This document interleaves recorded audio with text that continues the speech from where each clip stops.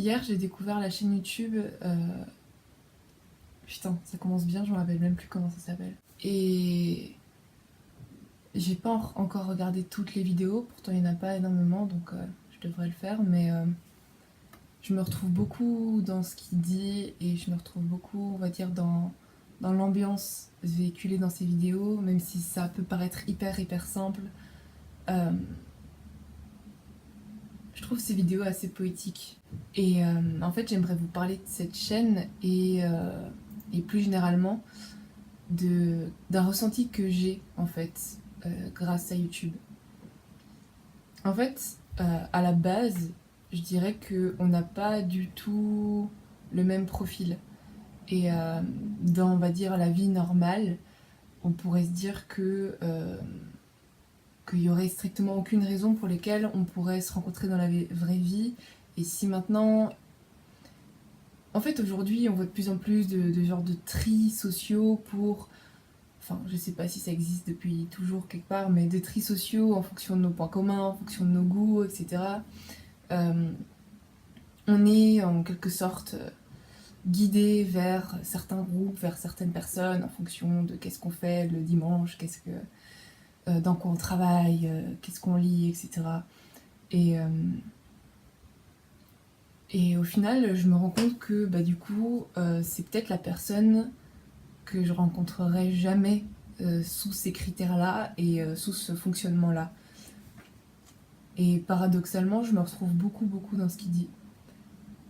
Parce que on a un peu, enfin, je pense que c'est quelque chose que tout être humain a, mais on a un peu les mêmes questions fondamentales, les mêmes conclusions sur les choses, et on est à peu près, on va dire, au même niveau de réflexion, je trouve. Et c'est assez drôle, parce que je me rends compte qu'au final, on est tous liés par la même chose, et on a tous, on va dire, les mêmes questions fondamentales. Si on commence à s'y intéresser, on se pose tous les mêmes questions dans la vie. On a tous les mêmes valeurs de base. On a tous on va dire, une même, des valeurs, on va dire, égales. Après, ça dépend, on va dire, dans les précisions, mais à la base, on démarre avec la même idée. Et, et c'est quelque chose que je remarque pas beaucoup parce qu'à la base, je sociabilise pas trop dans la vie parce que j'ai justement l'impression de pas être en accord avec les autres et j'arrive pas à sociabiliser, j'ai toujours peur. Bah, comme je le disais dans la vidéo où je parle de moi et de mon ami imaginaire, euh, j'ai un caractère un peu manipulateur et j'ai toujours peur dans le contact avec les autres que ça se transforme en une sorte de rapport de force malgré moi et que je finisse par manipuler les gens sans le vouloir. Et étant donné que c'est pas quelque chose que je veux, que je trouve pas ça éthique, et ben j'essaye de pas trop sociabiliser. Et donc c'est vrai que je me rends pas compte qu'au final on se ressemble tous et, euh, et qu'on est tous pareils. Ça fait un petit peu cliché et simpliste de dire ça, mais ouais.